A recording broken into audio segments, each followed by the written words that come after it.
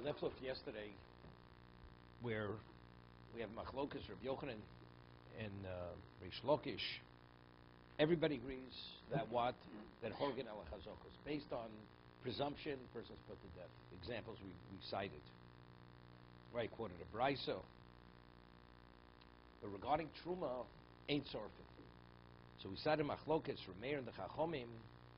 You have a child who's found, yesterday we only discussed Rashi's position. A child has a piece of dough in his hand, and it's clear, Rashi learns he definitely took the smaller piece from the larger piece. He touched the larger piece of dough, and the question is, what is the status of the dough? Is the child definitely tummy or not definitely tummy? So the Gemara says that we say, Rov tinokos of a tapchin. Then metapeach. What does metapeach mean? They touch. The word tapeach means to touch. The majority of children touch. What do they touch? So Rashi learns the majority of children, they play in trash where there's refuse, and it's inevitable, if they do play there, they're definitely tummy. My question is, did this child, was he one of the children, is he from the majority who engaged with that area, and therefore he became contaminated? That's the shayla. Rov tinoks mitapchen b'ashka. The majority of children, they play in this filth. And if they do play there, they engage with shrotzim and the velov. So they're contaminated. Okay? So Rov says he's contaminated, but the dough itself has a cheskes tyro. Before the child touched the dough, it definitely was not contaminated. And there's a minority of children who don't. So I have a miut and I have a chazaka. So if you have a miut and a chazaka, what do you do? So Rebeir says, smoch miut and chazaka. I take the minority and I associate it with the chazaka, and that weakens the rov. Therefore, the dough retains its pure status. That's Rebeir. The Chum say no. We say rubav chazaka ruvadik, that if you pit a rov against the chazaka, the rov supersedes the chazaka. Rov establishes the child is definitely contaminated. A contaminated child touched the dough, because Rashi learns, we know fractionally that the child took the dough from the smaller piece from the larger piece. He touched it, it's contaminated. I need a chulin, more chulin. Yeah, what?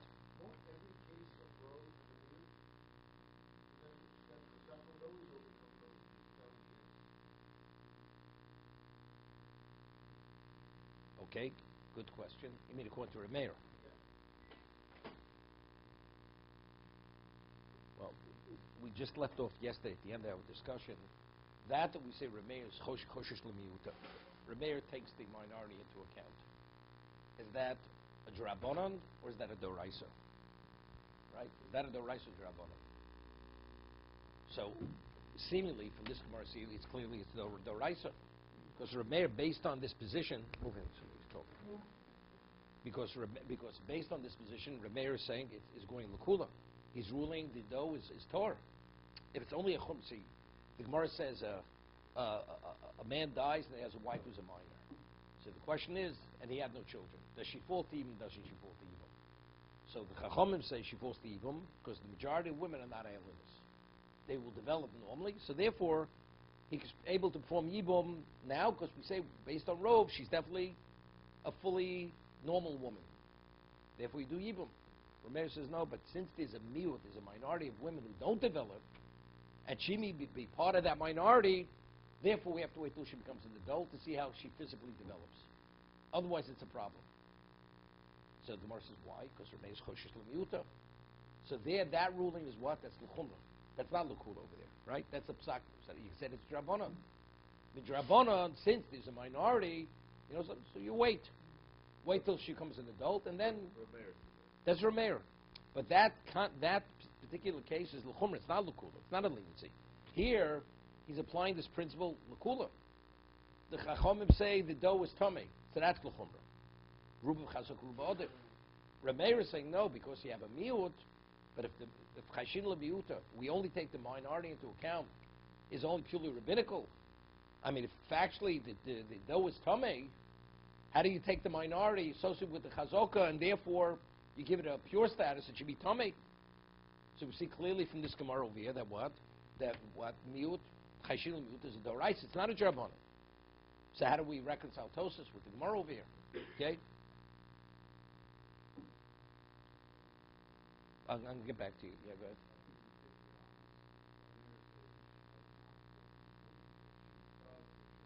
She has to wait. She forced to eat it. You have to wait till she becomes an adult. Okay?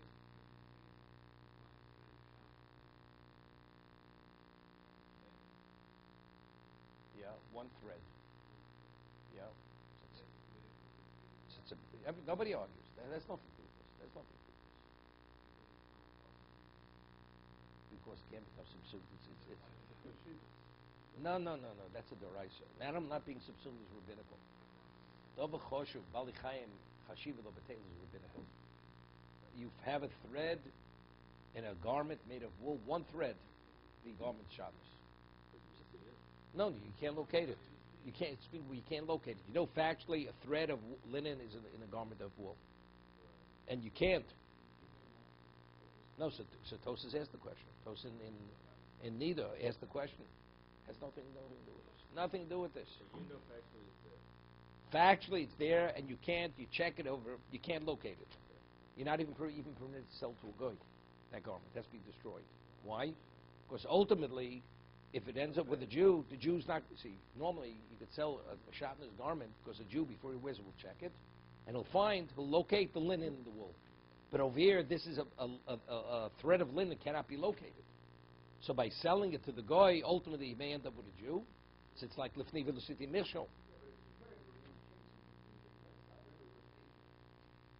I understand that. It's drabanan. But again, so Tosas, that's why. Say bittul barov, right? See, their Tosas kasha is bittul barov. Bittul barov has something to do with chashil miuta. You understand? Once something's subsumed, it becomes permitted. So Tosas says, so why over there? If you have so much, it's one thread in a woolen garment, you want to say bittul barov. Correct?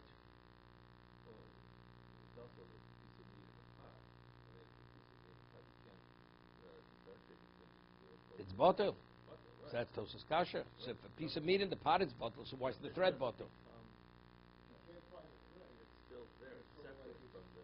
You have a piece of non-kosher beef and 100 pieces of kosher beef. What's the halacha? You eat all of it. They're all permitted. But the difference is, you never identify that piece of meat. Even though normal person can identify the thread, somebody can identify the thread. Scientists can identify it. Right. It's there. Even if something's identifiable, but the people here cannot identify it, you're permitted to eat it. You're permitted to eat it. It's bottle barov. Right, but what about the thread? So we're saying, I'm explaining something. Even if theoretically somebody who can identify it, but the people here cannot identify it, that's called unidentifiable. So how does that work with bugs? You want to hear? I'm going to give you a toast. You're asking about bugs. Instead of getting shaved, let's talk about Tos's question. So Tos's answers the principle of bittul. The concept of bittul is where you have a friction, opposing opinions. There's an opposition. If you have heter and iser, so one overwhelms the other. That's the concept of subsuming. You have two contradictory forces coexisting. They cannot coexist. Therefore, as a result of that, one overwhelms the other and subsumes the other. The linen is permitted if you want to wear a linen garment. You're permitted. You want to wear wool, you're permitted. So that has nothing with bittul. So the main component that allows bittul to take place, which is the opposition between two forces, it doesn't exist. Therefore, the principle of bittul can't apply here. Okay? That's what Tosas answers. Why? Because there's no opposite. Linen is permitted, wool is permitted. Right. The combination is the problem. Right. So good. So therefore, but you have heter and heter. So the component to bring about bittul is with their opposing forces. There's no opposition here. Kosher means not that you have two opposing forces cannot coexist, so therefore one subsumes the other. So Tosas asked the question. So bittul only takes place if one is permitted and one is not. Correct. So what's the obvious question? Basar b'cholov. Exactly. So that's Tosas' next question. Yeah. So by basar b'cholov, the Mishnah says in Chulin that if you have a piece of meat and a droplet of milk, tipas cholish nafel ala basar, and you have 60 to 1, you're permitted to eat the meat. Because it says, Mishnah says, because it's botel. So here, the milk is kosher and the meat is kosher. But the combination is the problem. And yet we see bittul. That's Tosa's question he's asking. Based on what he just said. Good question, okay? So Tosa's answers that even though the word, the language is bittul, it's not bittul. The process is not bittul. Basar b'cholov. It's not, it's subsumed. It's not based on subsumed. The Torah says, Lo svashol di b'chalevimo, that you're not permitted to cook. What does a person cook? Milk, meat and milk, for the taste. So it's only when you're able to taste the milk and the meat. So the milk is not subsumed. That no, through cooking, if you taste milk and meat, that's the problem. So if you're not able to taste it, there's no prohibition. No, that's the prohibition. If you just add milk to meat, it's not through being cooked. What's the halacha? It's not possible on Torah level. It's not possible. It's only if it's absorbed. That's a separate isser. That's a separate isser. You're not permitted to cook. You're not permitted to eat. You're not permitted to benefit. That's separate. So the prohibition, or it only becomes an object of basar b'cholov, is if it's absorbed through cooking. Now, when you taste the milk and the meat, it's through cooking. If it's just through just being marinated in the meat, in the milk, that's nothing. That's permitted. On Torah level, you're permitted to eat that meat, although it's absorbed in milk. That's the gzeres hakosher. It's only as absorbed through cooking. Okay, that's the principle. So factually, it's not bittul. It's not bittul. Okay. This is eating it or the tasting it, and if it doesn't reach that No, level the of prohibition is if you're able to taste the milk and the meat, you're not, and that taste came through cooking, you're not permitted to eat that meat. And quantify how to get to that point by whether it's by whether it's puzzle. No, whether you taste it. If you don't taste it, Right, so you quantify how to get to that point. if you taste it, it says if it's basar b'cholov, if you're able to taste, you're not able to taste it, it's nothing. No, because that's the level of dilution. That was the. So of course it's not allowed, right? So, regarding any issue, it's not allowed. You know, it's not permitted if you're able to taste it. That was only an evaluation of Chazal. 60. What about if it's 40 to 1 and you're not able to taste it? Again, you're permitted to eat it, right? If you give it to we'll speak about a kfeil or goy, an expert taster, even in 1 in 40, he doesn't taste it for whatever reason. The meat has a certain level of intensity, and therefore you're not able to taste the milk and the meat. You're permitted to eat it even if it's not 60 to 1. 60 to 1, that's usually the cutoff point. That's the reason why the Gemara says that if you're dealing with tavlin, spices, I feel be'elef lo poter. Because a spice, 60 to 1 is not sufficient. Because you still be able to taste the spice in the mixture, even if you have more than 60, even if you have 100, 1,000 to 1. You're able to taste the seasoning in the mixture for that reason. Yeah. But if you can't taste the bottom, It's never isser. It's never becomes osir. That's Tosa says. Even though the Mishnah uses the term word botel, it's not the process of subsuming. It's not because it's subsumed. See, the concept of subsumed Tosa, the Rashba, the Ran, it's isser l'sapafliuskei, the tetur. What was not permitted becomes if I have 100 pieces of kosher meat, 1 piece not kosher meat. You can eat all 100 pieces of meat, 101 pieces of meat, but factually eating the non-kosher piece of meat, right? I'm talking on a Torah level. The answer is because the process of bittul converts the non-kosher to be kosher. That's a conversion. Bittul, that's a conversion. Here it's not a conversion. It never became osir. If you're not able to taste the milk and the meat, the mixture was never isser. So let's talk about something. Just because you may take it to a place which is incorrect. Let's say you have a piece of meat, 50 to 1, and you're able to taste the milk in the meat. So that means the object is basar b'cholov. Then I take this 1 piece of meat, it falls into a pot, and the pot has 50 to 1 regarding the volume of the meat. But regarding the milk that was absorbed in that 1 piece of meat, it's 1,000 to 1. Right? It's much more. It's definitely 100 to 1. Is that 1 piece of meat subsumed? Because you say the only reason it became basar b'cholov is because the milk was you were able to taste it in the meat. Now, once you cook it among the others, it all becomes diluted. You're no longer going to taste the milk in that one piece of meat, correct? No, it fell in. Let's say it fell in. But it's a non-kosher piece of meat. Wait. With the milk. But you're mixing straight Right. with Because the whole piece of meat now is a chepsa of basar b'chol. Once it becomes basar b'cholav, it's not dependent whether you taste it or any longer. So even now it becomes diluted to a greater degree. It's already become an object of basar b'chol. So now you need 60 to 1 on the whole volume of the meat. But what about 60 to 1? That piece of meat? No, then it's like no worse than a piece of non-kosher beef. Same thing. Same thing. 60 to 1. It is min b'mino. It's min b'mino. Yeah, definitely. Okay. We'll learn your day next week. Yes, go, David. Yes. The subject of the child and truma, according to the Chacham, is it a doraisa when they say that it's Tomei. It's contaminated. or is that a drubba? No. It's a doraisa. So both of them, Rabbi Meir and the Chachamim, are both saying it's a doraisa. But the Chachamim are saying the chumrah, using the principle of rove to rule that it's definitely contaminated, therefore you would burn it. You would burn it. So that's a doraisa. It's a vadai. Well, we're going to speak about this in a moment because that's Reish Lakish's understanding. When it says the Chachamim are metame, they contaminate it, means you burn it. Rabbi Yochanan is going to say in a moment. That's what we're saying. That even though you have a rove over here, you're not going to burn it. You're not going to burn it. What it means, Tomei means that we don't allow you to eat it. So it's not a doraisa, according to the... We're going to see. That's what we're going to discuss in a moment. We're not there yet in the Gemara. But according to Reish Lakish, okay, if you take a look just a little further, it says, Amr Reish Lakish mishum Reboshe zuhi shesorfin oleo es truma. This particular situation with the child, with the truma, when the Chacham say rove supersedes the chazaka, you would burn that truma. You're not permitted. It's a Torah violation. You're not permitted. If truma is Torah, you're not permitted to burn it. Here you would burn it because rove ruled. It's definitely tummy.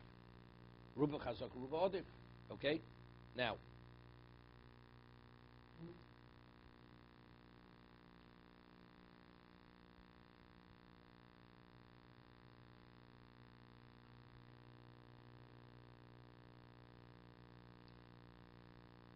So they again, we want to discuss. Tosas says that it's only drabanan. Chashinul mut is drabanan. But here we see that the rove were ruling l'kula. So how do we reconcile the two? Right. So what they want to say is this. Rabbi Chanan says this. That chashinul miuta, when we speak over there on a Torah level, like we spoke about, the minor falls to evil. Rove says you have nothing to be concerned about. Nothing to be concerned about. Chazaka, right? The miut will machmir. She may not develop. Therefore, she has this abnormality. Therefore, she's not eligible for evil. So that's l'chumra. Here we see it's l'kula chayshul l'miuta. Okay. 1 second. So he says, Meir is agreeable on a Torah level. Rove, you discount the miut. But the question is, when the Torah says you go after rove, does the miut have any identity, or does not have an identity? Okay, like we made a differentiation. We say rove mitzuin, majority of animals are kosher, are not defective animals.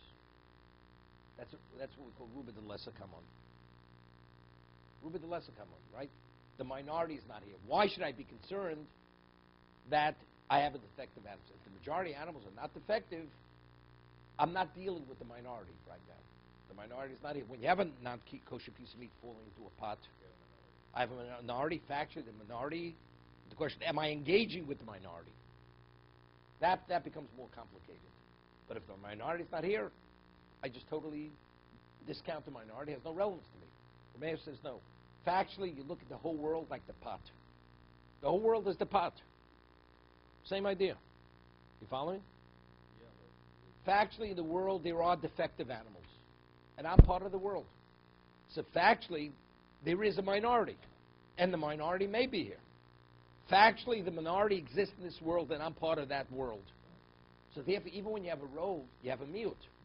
The Torah normally says the rove discounts, overrides the miut. You don't have to be concerned. But what about if I have a chazaka? If I have a chazaka, so I associate the miut with the chazaka. So when do you go after rove when I have a miut, when I don't have a chazaka? The chacham say no. When the Torah says you have a rove, it's like the miut doesn't exist.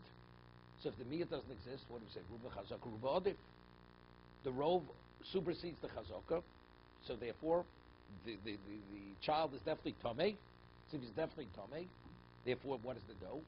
The dough is contaminated, or the truma is contaminated.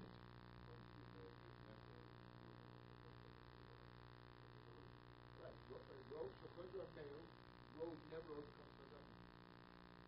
Yeah, correct. If there would be a chazaka, rove would not supersede the chazaka. Would not. And that's on a Torah level. It's on a Torah level if I have a chazaka. Correct? No, the Rabbana would be in a case where you have no chazaka.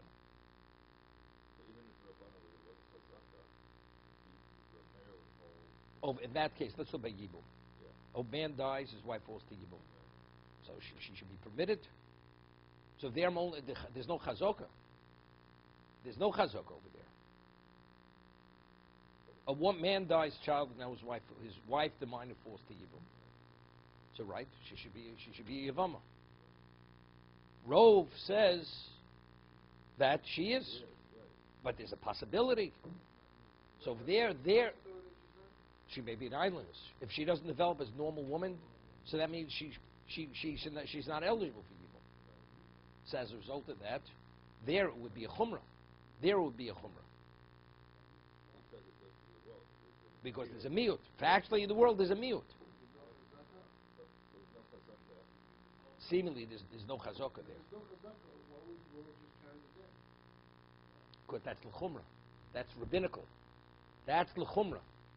Rabbeir says that since over there it will resolve itself. I could resolve it there. Wait till she becomes an adult. Therefore you wait. But that's l'chumra midrabanan. No. Minor can't take chalitza. Minor can't take chalitza. We'll see. Okay, that's the way. So Rashi learns the child definitely touched the dough because we say the smaller piece was taken from the larger piece. Tosas has a problem with Rashi. Rabbeinu Tam. Let's see Tosas. So Rashi says, what's l'tapeach? Majority of children touch. What do they touch? They touch refuse. Refuse is the equivalent of nevela and shrotzim. But the dough we definitely touched.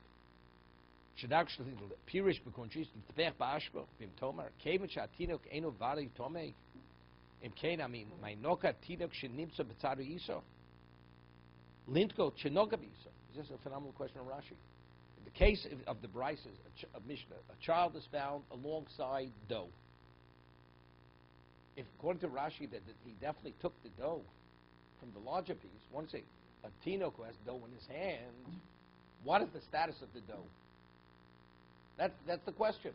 Why does he need to betzadi Isa? He's alongside the Isa. Tinek sheyeshlo Isa biyado. What is the Isa? What is the dough?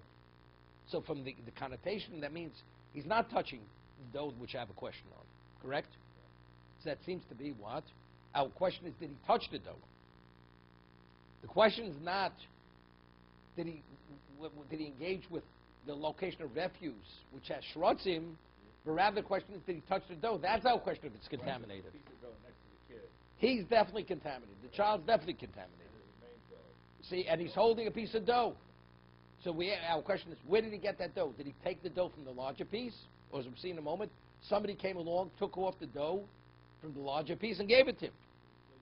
That's the question over here. And we're going to quote a Mishnah, a Tosefta, similar to this. Because he asks a question, the Tosefta says all children are contaminated. Why?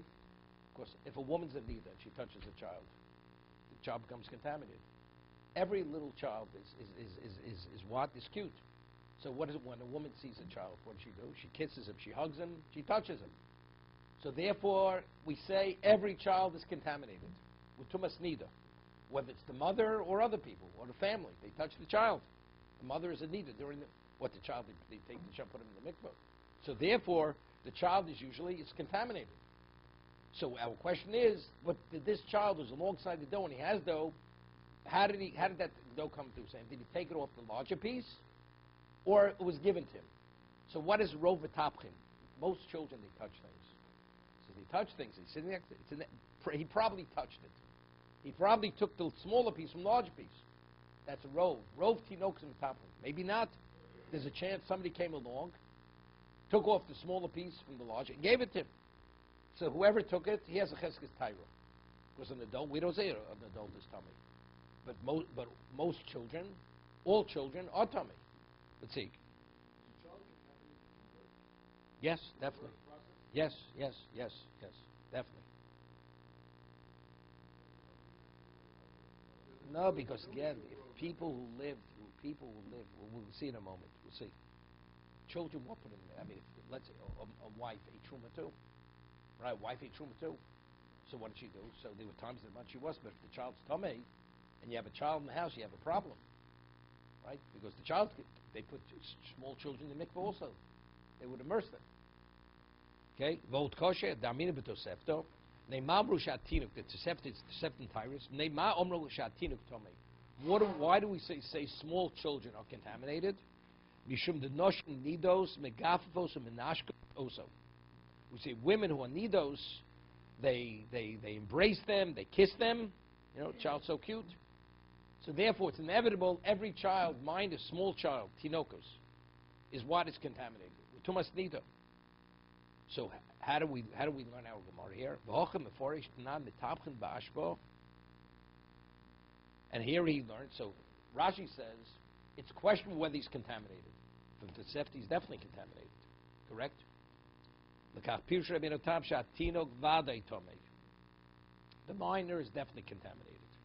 The Tosefta says, why is a child contaminated? Because women who need us, they touch him, they hug him, they embrace him. The child's alongside a large piece of dough. He has dough in his hand. The hashta sofik, who im not lemine iso, v'time eso iso. Did he take the smaller piece from the larger piece, and as a result that he contaminated the larger piece? O shema odem tor nichnas l'sham. An adult who was in a state of purity entered the location, and he took off a piece of dough and gave it to the child. But the child did not engage with the large piece of dough. That's the machlokas. The Rameir is metired talinon bodem tor. Rameir says the dough has a chazaka. There's a minority of children who don't touch everything. So how did it come to his hand? Somebody came, took off the smaller piece, gave it to him. May have not touched the dough. That's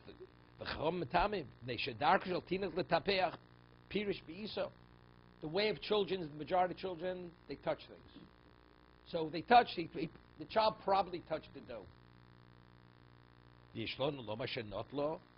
So we will say he actually took it from the larger piece. We have the same thing. Let's say you have roses growing on a grave. Growing on a grave. And now you have roses, you're coming here, a child is holding roses. So we want to know, did the child become contaminated with the grave? Do we say somebody came along, cut the roses and gave it to the child? Therefore the child doesn't have tumas mess? Or do we say no, the child probably cut the roses himself, pulled out the roses himself. Did the child pull out the roses himself from the grave? That means he went on the grave to take the roses. Awadum tor noslo, Rameir Matayr. Rameir again, same argument. Rameir says the child retains a pure status. Why? We know the child is tor. Did he become contaminated? Right? No, the roses, there are only roses only on the grave. There are no other roses anywhere else. So yeah, it doesn't contaminate the rose. It doesn't contaminate the child. The child doesn't become contaminated. We're talking tumas mess. Does the child need paraduma now? The child went on the grave. He needs paraduma. right? Otherwise, he doesn't need paraduma. So that's his problem. We would assume that V'chachom mitamim. What? we would assume that somebody would be Muhammad himself to get those. Person may have been contaminated already. Person may have been contaminated already. So it's irrelevant. We went on the grave, didn't go on the grave.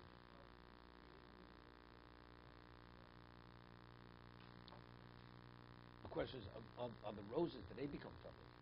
It's not an ochel, right? It's not a kli. Nothing. Probably nothing. But just vegetation.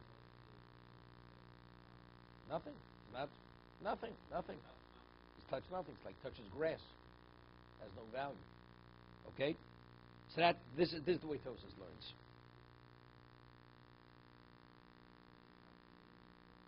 What?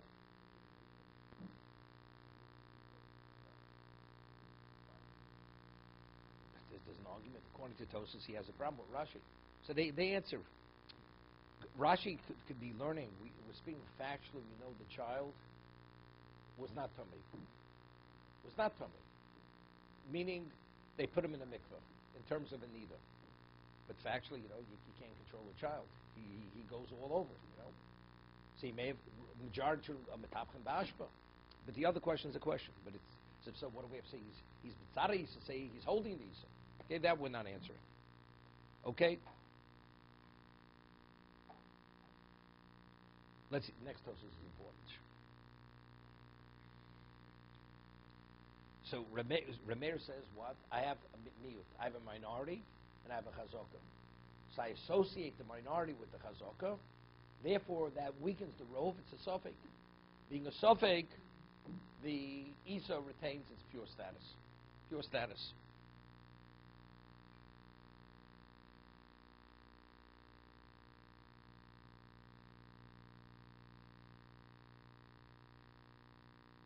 Now, the concept of Ruba Chazok Ruba, how do we know? Ruba Chazok Ruba Zodif. Here's the question. The Chachamim say the miut, I discount it totally, so I'm only dealing, I have the majority, I have a Chazokah, so I have the rov pitted against the Chazokah, Ruba Chazok Ruba the Odif. When one's pitted against the other, the rov is stronger than the Chazokah, and therefore I follow rov, the child is tummy. Okay? How do we know Ruba Chazok Ruba Odif? Okay? How do we know that? So, there's a Tosas of Chulin that discusses this. And Tosas says, it's based on the Pasuk. Meaning, like this.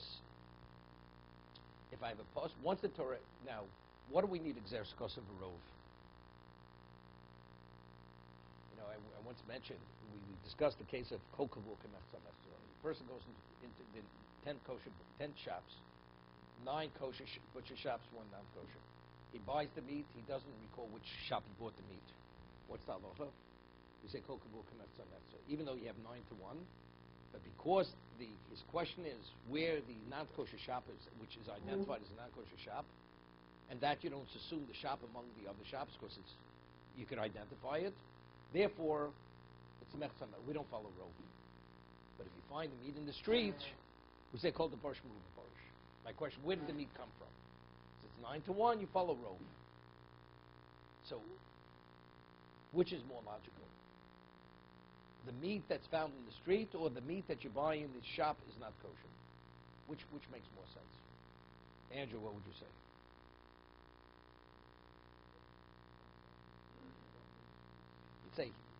You'd say really you should go after rov even in the shop. Right? It's almost like it's irrational. Is it? Now, I always give the example. You have a gun. Okay? It has 100 chambers. You put a bullet in one. You spin the chamber. As you pull the trigger. You're probably not going to blow your brains out. It's true, probably, but there's a possibility. Yeah? It's probably kosher. It's probably kosher, but it may not be kosher. So since when are you permitted to cross the line when it's probably kosher, but it may not be? Maybe I should say Shabbat the Rice L'chumra. You know what the answer is? Because they're kosher. Torah says if you have probability, you have a right to follow probability as if it's definite. So that's the chidush. Rov is a chidush. It's only rational once the Torah says you have a right to rely on that. The Torah says that Gzeres HaKosov, that Chidush Rov is only if it's not Kavua, if you find the meat in the street.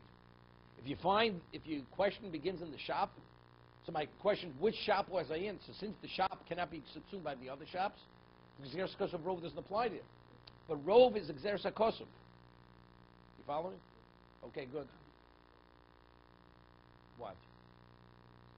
What the Gzeres Achrav Mahatos says you have a right to follow Rov. That's what Torah says. Okay?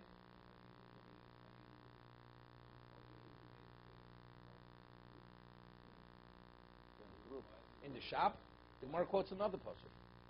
It's a pasuk. That, so the Torah tells you where yes, where not. But based on psukim. Okay, so now, good. Once I have the Gzeres HaKosov, what is the concept of chazokah? What does Torah say? It's a concept of presumptive status. There was a change, I'm not sure when. Torah says status quo. Leave thing until you know a change, we leave it as it is.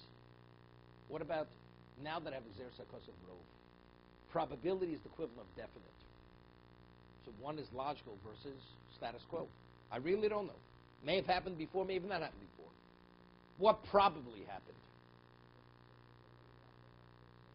No, we do. I'll give you an example. A woman has a cheskes kashrus. A woman was raped, right? And I'm not sure when she was raped or who raped her. The majority of the people living in the community are goyim. So she was raped, she's defiled by a non-Jew. There's a minority who are Jews. So she's not considered defiled, Jewish woman. She has a chazokah. So what do we say? It's a real she has a chazokah, right? Because Rubim chazokah, Rubah adif. The Rov tells me that what? She was raped. We'll discuss that in a minute, okay? So we're speaking about, so when I pit a Rov against the chazokah, right? What exactly, something has a chazokah, it should be Torah. And the transition took place at the last moment. Rov tells me, no, it took place earlier. What do you follow? You follow, because you say probability says it happened earlier. If I wouldn't have a Gzeres HaKosov, probability means nothing. Probability means it's still a suffix. It's the suffix. Torah says whenever you're in doubt, you follow chazokah. That's what the Torah says. But once the Torah introduces the Chiddush of Rov, now it's not probability any longer. It's definite. Rov says this is what happened. So if I have a question of what happened, I know what happened. There's not really basis to say Rov. What is the concept of Ruba Chazok Ruba? There's no suffix any longer. Torah says when you're in doubt, follow chazokah. I have no doubt here. Rov says I know what happened. It's like witnesses would say, this is what happened. Is there even a basis to talk about chazokah? Chazokah is only if you have an irresolvable question, and there's no way to resolve it, and you still have a suffix. I have no suffix. Rov tells me fact what happened. To be continued.